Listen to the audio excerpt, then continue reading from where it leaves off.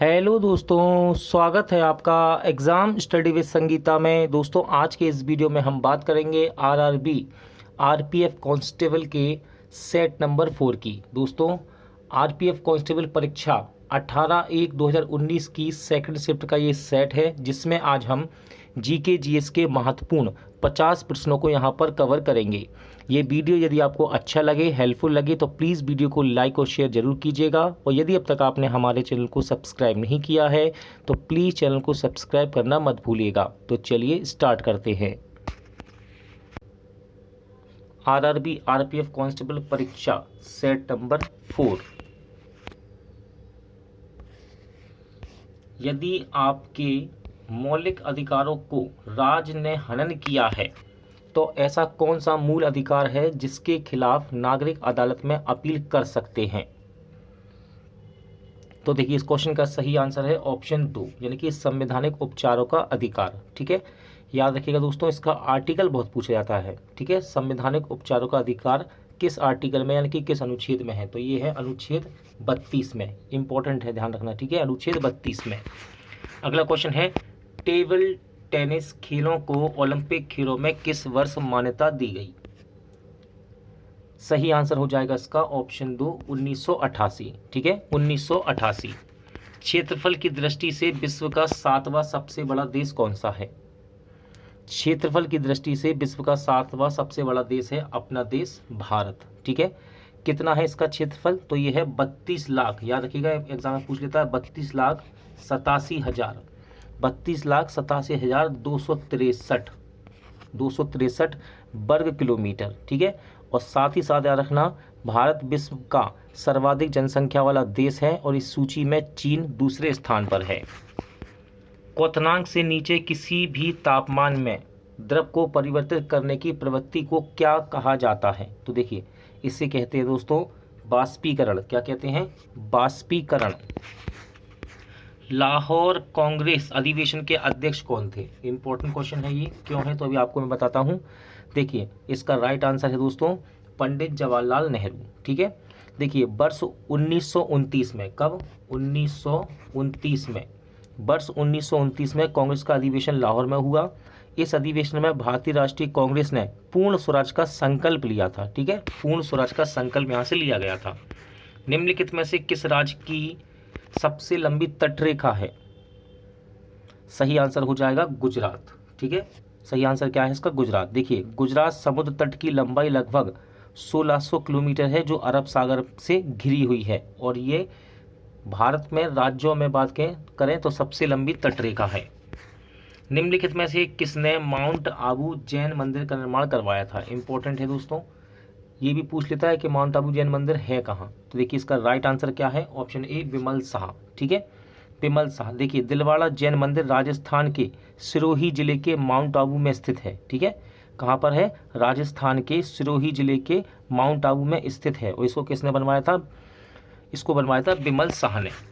भारत के राष्ट्रपति के लिए न्यूनतम आयु योग्यता क्या है? यदि आपको राष्ट्रपति बनना है तो आपकी कम से कम उम्र क्या होना चाहिए? ठीक है, तो सही आंसर है 35 वर्ष। ठीक है, तो अनुच्छेद 58, याद रखना इसका आर्टिकल इंपॉर्टेंट है। अनुच्छेद 58 के अनुसार कोई भी व्यक्ति राष्ट्रपति के रूप में चुनाव के लिए तब तक पात्र नहीं होगा जब तक उसकी उम्र 35 वर्ष ना हो चुकी हो।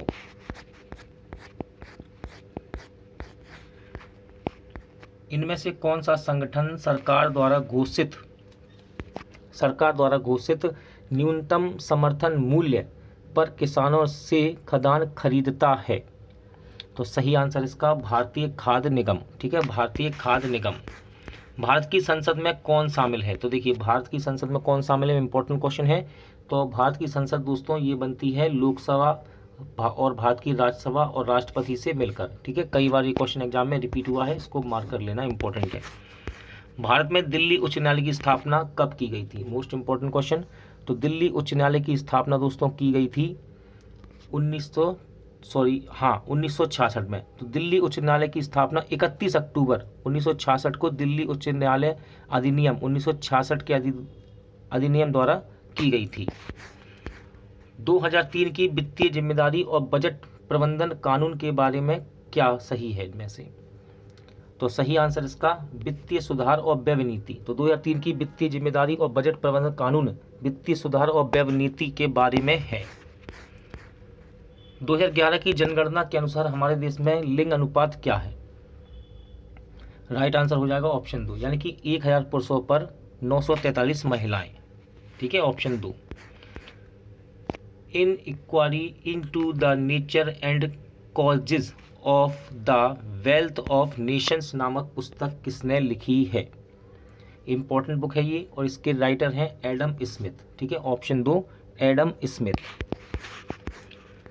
देखिए यहाँ पर ऑप्शन कट रहे हैं, लेकिन क्वेश्चन पहले हम पढ़ेंगे फिर ऑप्शन देखेंगे। ठीक है, जिस दर पर आरबीआई वाणिज्य बैंकों को ऋण प्रदान करता है, यानी कि उनको ऋण देता है, लोन देता है, उसे बदलकर यह धन को प्रभावित कर सकता है, इस दर को क्या कहते हैं? तो ऑप्शन मैं आपको देता हूं, उस दर को क्या कहते हैं। देखिए ऑप्शन है आपके पास वेतन दर, शेयर की कीमत, बैंक दर और ब्याज दर। तो देखिए इस क्वेश्चन का सही आंसर है ये है बैंक दर। ठीक है, बैंक दर होती है ये। चेचक का टीका किसने विकसित किया था? इंपॉर्टेंट क्वेश्चन, मोस्ट इंपॉर्टेंट है ये क्वेश्चन। चेचक का टीका किसने विकसित किया? तो ये किया था दोस्तों एडवर्ड जेनर ने। ठीक है, 1796 ईस्वी में। कब? 1796 ईस्वी में। पाक जलडमरूमस श्रीलंका को किससे अलग करता है? देखिए पाक जलडमरूमस श्रीलंका को किससे अलग करता है? तो ये अलग करता है भारत और श्रीलंका को अलग। क्या है? पाक जलडमरूमस इसका नाम है। इनमें से किसने 1944 में गांधीवादी योजना का गठन किया था? राइट आंसर है ऑप्शन 4 श्री नारायण अग्रवाल। ठीक है, याद रखना दोस्तों, यह योजना कृषि पर अधिक जोर देती है। ठीक है, किस पर? कृषि पर यह जोर देती है योजना। 2011 की जनगणना के अनुसार भारत की साक्षरता दर क्या है? राइट आंसर है ऑप्शन 1 74%। ठीक है, 74%। निम्नलिखित में से कौन सा खेल का प्रकार लिब्रो शब्द से जुड़ा हुआ है? सही आंसर है इसका वॉलीबॉल। ठीक है, शब्दावली है ये, याद रखना, वॉलीबॉल खेल की, लिब्रो। प्रोजेक्ट टाइगर किस वर्ष शुरू किया गया था? तो प्रोजेक्ट टाइगर किस वर्ष शुरू किया गया? तो इसको शुरू किया गया था दोस्तों 1973 में। और कहाँ से किया गया? तो याद रखना उत्तराखंड के जिम कॉर्बेट नेशनल पार्क से। क्वेश्चन पूछ लेता है कि जिम कॉर्बेट नेशनल पार्क कहाँ है, तो Jim Corbett national park Uttarakhand में है, और यहीं से इसको टाइगर प्रोजेक्ट को शुरू किया गया था। बंगाल का विभाजन कब हुआ था? बंगाल का विभाजन इंपॉर्टेंट क्वेश्चन है। तो बंगाल विभाजन हुआ था दोस्तों 1905 में। ठीक है, और किसके इस समय वाइसराय कौन था? तो याद रखना लॉर्ड कर्जन। ठीक है, लॉर्ड कर्जन की घोषणा के बाद ही बंगाल विभाजन हुआ था। अगला क्वेश्चन है परमाणु संरचना पर काम करने के लिए 1922 में किसको नोबेल पुरस्कार से सम्मानित किया गया था? सही आंसर है नील्स बोर। ठीक है, नील्स बोर। भारत द्वारा प्रेषित पहला सक्रिय उपग्रह कौन सा है? Most important question. तो देखिए इसका सही आंसर है आर्यभट्ट। ठीक है, इसकी लॉन्चिंग डेट पूछ लेता है, इसको लॉन्च कब किया गया था? 19 अप्रैल 1975। ठीक है, 1975। निम्नलिखित में से कौन मस्क्यूलो स्केलेटस सतह से जुड़ा है? तो इस क्वेश्चन का सही आंसर है दोस्तों ऑप्शन 4। ठीक है, ऑप्शन 4 यानी कि राइबोसोम। राइबोसोम। इनमें से किसने सबने अवज्ञा आंदोलन तमिलनाडु में आयोजित किया था? तो राइट आंसर है इसका ऑप्शन 1। ठीक है, सी राजगोपालाचारी। तो देखिए सी राजगोपालाचारी ने तमिलनाडु में नमक सत्याग्रह विरोध के प्रदर्शन में इसका नेतृत्व किया था। किस देश को उगते हुए सूर्य की भूमि के रूप में जाना जाता है? इंपॉर्टेंट क्वेश्चन है। राइट आंसर हो जाएगा जापान। ठीक है, जापान। देखिए इसलिए कहा जाता है क्योंकि सूर्य भौगोलिक दृष्टिकोण से पहले जापान में उगता है, कि सबसे पहले जापान में ही दिखाई देता है। भारत की सीमा इनमें से किस देश से जुड़ी हुई है? इंपॉर्टेंट क्वेश्चन है ये। राइट आंसर हो जाएगा अफगानिस्तान। ठीक है, अफगानिस्तान। देखो 7 देशों के साथ जुड़ी हुई है। कौन कौन से हैं? अफगानिस्तान, पाकिस्तान, चीन, भूटान, नेपाल, म्यांमार, बांग्लादेश, मालदीव और श्रीलंका अपने साथ ये बनाते हैं इसकी सीमा। ठीक है, जिनमें से 2 ऐसे हैं जो पानी और स्थल दोनों के साथ बनाते हैं। ठीक है, आपातकालीन घोषणा शब्द किस आपातकाल स्थिति को दर्शाता है? तो राइट आंसर हो जाएगा राष्ट्रीय आपातकाल। ठीक है, आपातकालीन घोषणा शब्द किस आपातकाल को दर्शाता है? राष्ट्रीय आपातकाल। राष्ट्रीय आपातकाल का अनुच्छेद पूछ लेता है, किस अनुच्छेद में है ये संविधान के? तो 352। ठीक है, आर्टिकल 352। बुद्ध के जीवन की घटनाओं को किस में बतलाया गया है? यानी कि बुद्ध के जीवन में, गौतम बुद्ध के जीवन में जो भी घटनाएं हुई वो कहाँ बतलाई गई हैं? तो सही आंसर है जातक कथाओं में। ठीक है, जातक कथाओं में। किस में तारों में प्लाज्मा चरण के गठन के कारण होता है? तो राइट आंसर है बहुत अधिक तापमान में। ठीक है, बहुत अधिक तापमान तारों में प्लाज्मा चरण के गठन का कारण है। देखिए इसको पढ़ लीजिए दोस्तों, ऑप्शन देखते हैं फिर हम। किस अनुच्छेद के तहत सूचना के अधिकार को अपराध के लिए गिरफ्तार किए जाने वाले अपराधी के लिए स्पष्टीकरण मिलता है? तो इसके ऑप्शन है दोस्तों अनुच्छेद 32, 23, 22, 18।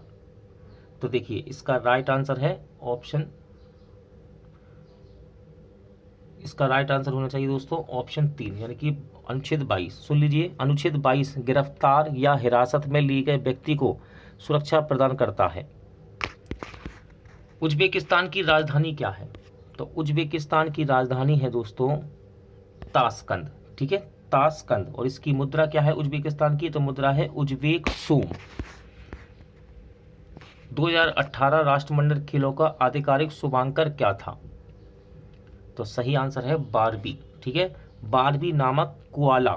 ठीक है, बारबी नामक कोआला। भारत का पहला परमाणु परीक्षण कोड क्या था?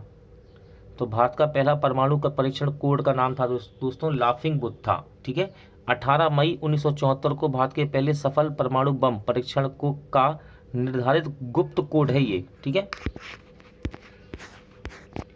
यदि कोई सदस्य बिना अनुमति के कितने दिन की अवधि के लिए अनुपस्थित रहता है तो सदस्य की सीट को सदन द्वारा रिक्त घोषित किया जा सकता है? तो राइट आंसर इसका 60 दिन। कितने? 60 दिन।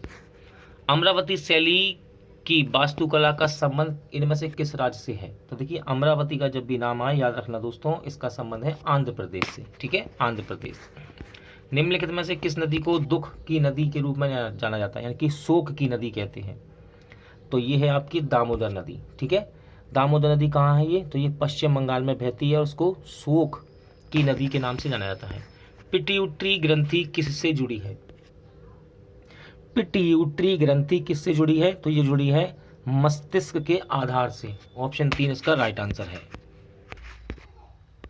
किस चार्टर्ड कानून ने भारत में ईस्ट इंडिया कंपनी के व्यापारिक एकाधिकार को समाप्त कर दिया था? सही आंसर है चार्टर्ड अधिनियम 1813। निम्नलिखित में से किस प्रणाली को भारत में अंग्रेजी साहित्य का मैग्ना कार्टा कहा जाता है? इंपॉर्टेंट क्वेश्चन है, इसके बारे में सुन लीजिएगा। ठीक है, निम्नलिखित में किस प्रणाली को भारत में अंग्रेजी साहित्य का मैग्ना कार्टा कहा जाता है? तो देखिए इसका ऑप्शन नंबर 3 सही है। मैं आपको दिखाता हूं, देखिए। तो इसका सही आंसर है वुड डिस्पेच। वुड डिस्पेच है क्या दोस्तों? तो ध्यान से सुनिएगा इसको। देखिए 1854 में चार्ल्स वुड ने भारत के तत्कालीन गवर्नर जनरल लॉर्ड डलहौजी को एक पत्र भेजा। इसने सुझाव दिया कि प्राथमिक विद्यालयों को स्थानीय भाषाओं को अपनाना चाहिए। ठीक है, वुड्स डिस्पेच को भारत में अंग्रेजी शिक्षा का मैग्ना कार्टा के नाम से जाना जाता है। निम्नलिखित में से कौन भाला फेंक खेल से जुड़े हुए हैं? तो देखिए सही आंसर है इसका नीरज चोपड़ा। ठीक है, वह ओलंपिक में भारत के लिए स्वर्ण पदक जीतने वाले पहले ट्रैक और फील्ड एथलीट है, याद रखना। आपातकाल के समय किस अनुच्छेद को निलंबित नहीं किया जा सकता? सही आंसर है अनुच्छेद 20 और 21। ठीक है, अनुच्छेद 20 एवं 21। सजावटी हस्तलेखन के निर्माण की संरचना को क्या कहते हैं? राइट आंसर हो जाएगा ऑप्शन 3 सुलेख। क्या कहते हैं? सुलेख। मानव अंगों को कौन आवाज उत्पन्न करता है? तो मानव अंगों में कौन आवाज उत्पन्न करता है? इसका राइट आंसर हो जाएगा दोस्तों गला। ठीक है, 45 का 3 गला। अगला क्वेश्चन है निम्नलिखित में से कौन सा मूल भारतीय खेल है? इनमें से कौन सा मूल भारतीय खेल है? सही आंसर है खो खो। ठीक है, खो खो। जब कोई वस्तु निश्चित ऊंचाई से स्वतंत्र रूप से गिरती है तो उसकी ऊर्जा पर क्या प्रभाव पड़ता है? सही आंसर है इसका ऑप्शन 3। स्थितिज ऊर्जा घटती है और गतिज ऊर्जा बढ़ती है इस स्थिति में। एक व्यक्ति जो संसद का सदस्य नहीं है वह किसी भी सदन से संबंधित नहीं है, ऐसे व्यक्ति को कितने अधिकतम अवधि के लिए भारत के प्रधानमंत्री के रूप में नियुक्त किया जा सकता है? तो देखिए इसका राइट आंसर है ऑप्शन 2, 6 महीने। और ये कहाँ बतलाया गया है? तो ये बतलाया गया है दोस्तों अनुच्छेद 75(5) में। ठीक है। जिम्नास्टिक के रूप में किसको जाना जाता है?